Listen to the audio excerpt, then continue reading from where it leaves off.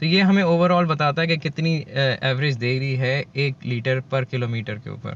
तो ये 9.4 इस गाड़ी का आ रहा है। अगर हमने इसको मिनिमाइज़ करना है, और बहुत सारे लोग ये सोचते होते हैं कि इसके अंदर हमें किस तरह से 14 या 15 मिलता है, तो उसके अंदर 2-3 रीज़न्स हैं। उनमें से एक रीज़न का सॉल्यूशन मैं आपको आज इस वीडियो में बताऊंगा।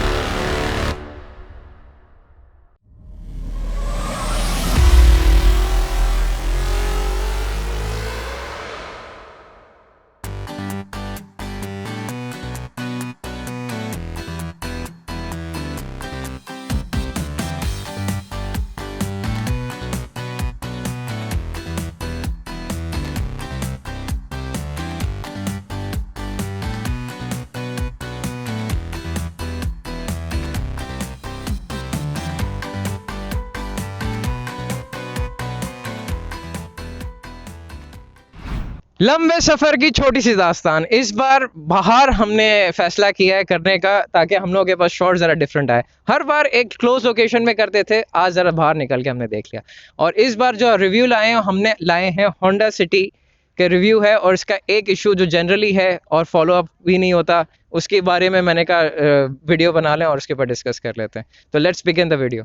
विदाउट एनी फर्दर अड्यू, मैं मिस्टर राना को इनवाइट करूंगा। वो काफ़ी अर्से से होंडा सिटी के यूज़र हैं। Mister Rana, please join us. Thank you so much Thakur. Welcome to the show.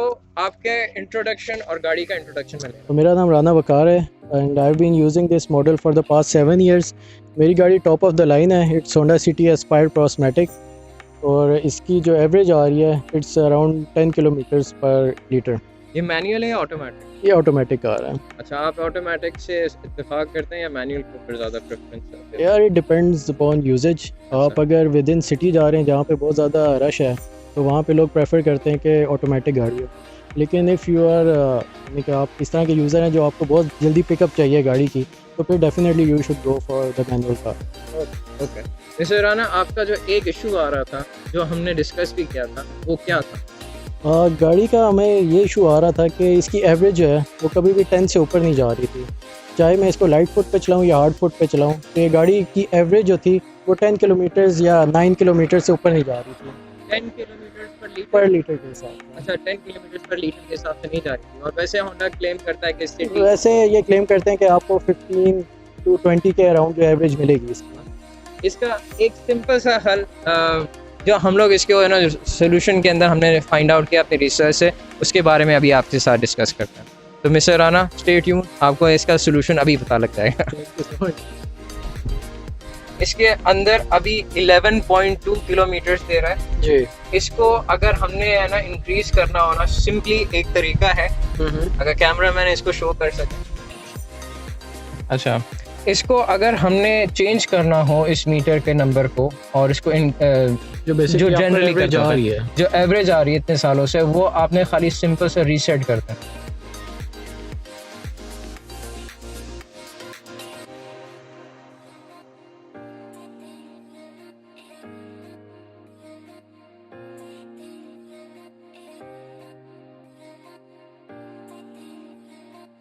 Average इसकी है ना 0 हो गई है। अब हम चलाएंगे ना, तो इसके नई उसके है ना मीटर से आएगा।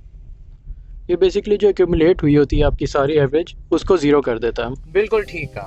जहाँ तक हमारी अंडरस्टैंडिंग है, हमारी नॉलेज है, वो यही बता रहा है कि ये गाड़ी कंटिन्यूस हम लोग चलाते हैं और रीसेट नहीं करते, तो ओवरऑल जो उसका एवरेज होता है वो हमें 10 या 10.5 या 11 तक दे रहा होता है। उसको हमने मिनिमाइज करने के लिए इस तरह से ही करना पड़ता है। ये बेसिकली अब ये शो कह रहा है मुझे कि 16.9 एवरेज जो है, अगर इस पेडल रेस के साथ आरबीएम के साथ हम जाएंगे। अब देखें, हमने कुछ भी नहीं किया, हम अपनी ना स्पीड को भी मेंटेन करते हुए जा रहे हैं, और इसका एवरेज देखें कितना आ रहा है। तो हाँ, बात यही आती है कि जितनी स्पीड और उसके ऊपर चलाते हैं वो है एक नंबर 1।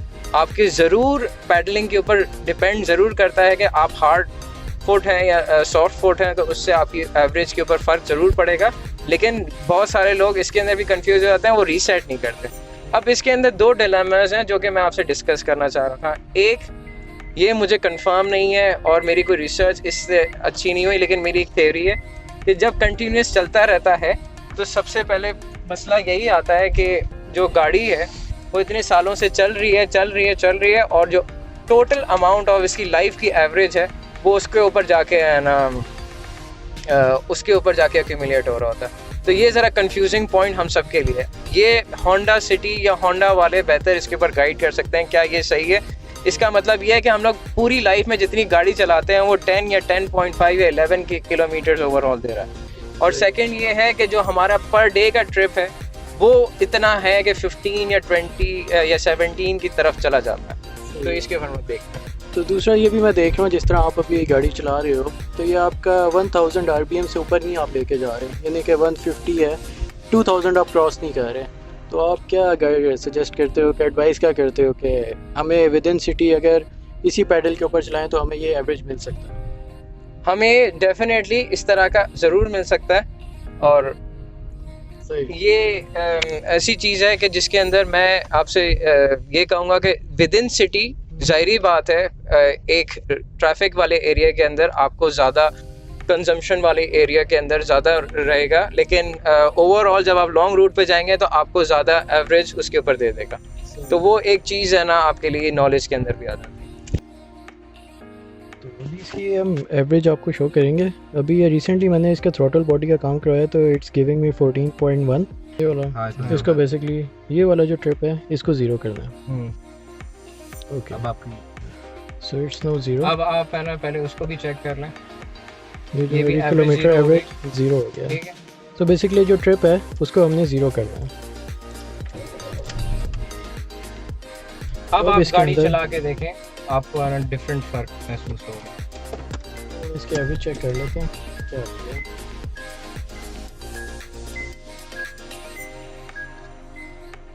ठीक है,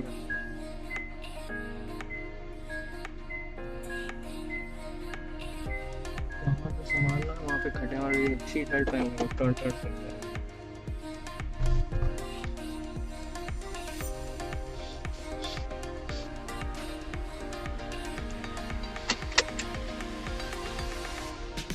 तो बेसिकली इसके अंदर जब तक आप 1010 RPM रखेंगे तभी आपको ये अच्छा एवरेज मेरे ख्याल से देगा।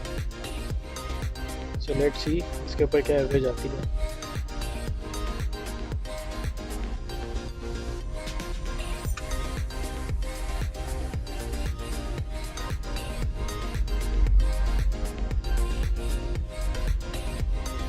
ये बिल्कुल लाइट फुट है, शो करें RPM तो ये 1050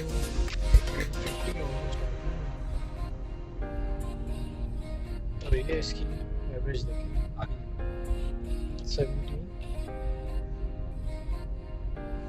बेसिकली जैसे जैसे ये चलती रहेगी तो वो उस हिसाब से इसको एवरेज को चेंज करता रहेगा। लेकिन ये है कि जब तक हम 2000 एंड बिलो RPMs रखेंगे तब तक ये इसकी एवरेज बेहतर होती रहेगी।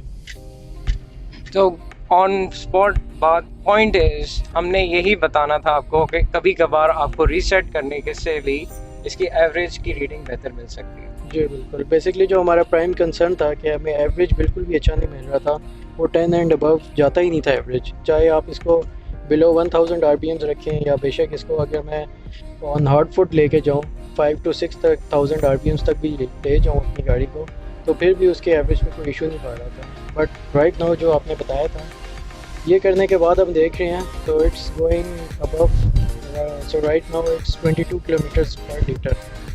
तो बेसिकली ये चीज़ थी कि वो जो एक्यूमुलेटिव एवरेज हमें हर चीज़ की शो कर रहा था वो चीज़ ख़त्म करके अब उसने सिर्फ इस ट्रिप के ऊपर इसकी एवरेज शो कर रहा है और एज़ पर जो हमारी गाड़ी चल रही है जिस हिसाब से उसके हिसाब से एवरेज शो कर रहा है। ठीक है, एक और क्वेश्चन, आपको कुछ ऐसा महसूस होता है कि ऑटोमेटिक और मैनुअल के अंदर ये डिफरेंस कुछ ज़्यादा वाज़े होगा या ज़्यादा होगा एवरेज के अंदर फ़र्क या नहीं? डेफिनेटली देखिए कुछ फैक्टर्स अफेक्ट कर सकते हैं इसके अंदर। जैसे मैं कहता हूँ कि मेरी गाड़ी अगर क्रॉसमैटिक है तो इसके अंदर फ़र्स्ट ऑफ़ ऑल आपके क्या क्या आपने अगर गाड़ी के अंदर टायर्स भी कुछ लोग जो है थोड़ा बेटर ग्रिप के लिए सिटी में चौड़े टायर लगवा लेते हैं, तो वो चीज़ एक इम्पैक्ट कर सकती है। अपार्ट फ्रॉम दैट मेरा नहीं ख्याल कि कोई ऐसा जो है ना आपको इसके अंदर दोनों में डिफरेंस आएगा। ये बिल्कुल ठीक बात है कि मैनुअल और ऑटोमेटिक दोनों के अंदर हमने ऑब्जर्व किया था कि फ्यूल एवरेज इससे कोई इफेक्ट नहीं पड़ता, चाहे ऑटोमेटिक हो चाहे मैनुअल हो, as far as our research is concern. लेकिन ये ज़रूर मैटर करता है कि आपने कस्टमाइजेशन के अंदर क्या चीज़ें लगाएंगे, टायर मोटे हैं या कोई और ऐसा रीज़न है जिसकी वजह से गाड़ी की फ्यूल एफिशिएंसी डिक्रीज या इंक्रीज हो सकती है, तो वो एक डिफरेंट फैक्टर्स आ जाते हैं, तो वो भी कंसिडरेशन में रखना चाहिए। क्या आपने अपने गाड़ी के अंदर एडिशनल रिम्स लगाए थे या कंपनी फिटेड रिम्स हैं? ये कंपनी फिटेड रिम्स हैं, क्योंकि प्रोस्मेटिक है और एस्पायर मॉडल जितना भी आया है सिटी का उसके अंदर उन्होंने कंपनी फिटेड रिम्स दिए थे। ओके तो उस सिलसिले में आपको ऐसा लगता है कि कंपनी फिटेड या बाहर से अगर हम लोग रिम्स लगाते हैं तो उसके अंदर कोई एवरेज का फ्यूल का फ़र्क पड़ सकता है या नहीं? वैसे जो कंपनी फिटेड होते हैं उनके और आफ्टर मार्केट्स में नो डाउट फ़र्क होता है, तो आप ये नहीं कह सकते कि इसमें बिल्कुल भी फ़र्क नहीं पड़ेगा, फ़र्क पड़ता है। इट डिपेंड्स अपॉन के एक तो आप उसमें टायर साइज़ कौन सा यूज़ कर रहे हैं। अगर तो आप जो कंपनी स्पेसिफाइड है वो यूज़ करेंगे तो it would give you more than enough, यानी कि बहुत अच्छा एवरेज आएगा जो कंपनी क्लेम करती है, आई थिंक सो। तो लेकिन अगर जैसे मैंने R15 लगाया हुआ मिशेलिन का टायर में यूज़ करा रहा हूँ, तो इसके अंदर यह है कि थोड़ी सी आपको फ्यूल एवरेज हो सकता है आपको कम उतनी ना मिले, थोड़ी सी कम मिले, लेकिन यह है कि इससे रोड ग्रिप आपकी बेहतर हो जाएगी गाड़ी की। यार thank you so much Thakur साहब फॉर रिजॉल्विंग दिस इशू।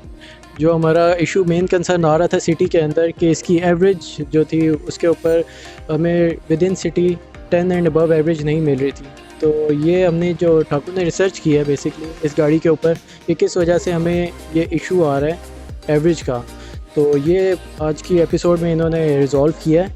तो आई होप सो कि आपको अगर कोई ऐसा इशू है तो वो इस चीज़ से अगर आप इस प्रोसेस को करते हैं तो ये इशू आपका रिज़ॉल्व हो जाएगा। So thank you Thakur once again. साहब आपने टाइम दिया, वक्त दिया, स्पेशली है ना अपना ना इम्पोर्टेंट वक्त में से निकाल के आए, गाड़ी को भी लाए और दिखाया और डिस्कस किया। This is one of the things that हम अपने व्यूअर्स को इस तरह का कंटेंट और बनाना चाह रहे हैं, और हम लोग खाली लिमिटेड नहीं है खाली गाड़ियों के ऊपर, हम लोग गाड़ियों के एक्सेसरीज या कोई और इसी चीज़ के ऊपर भी वीडियोस बनाएंगे ज़रूर इंशाल्लाह ताला फ्यूचर में। So stay tune for other future videos और do subscribe to my channel, people who do everything. Take care, अल्लाह हाफिज़।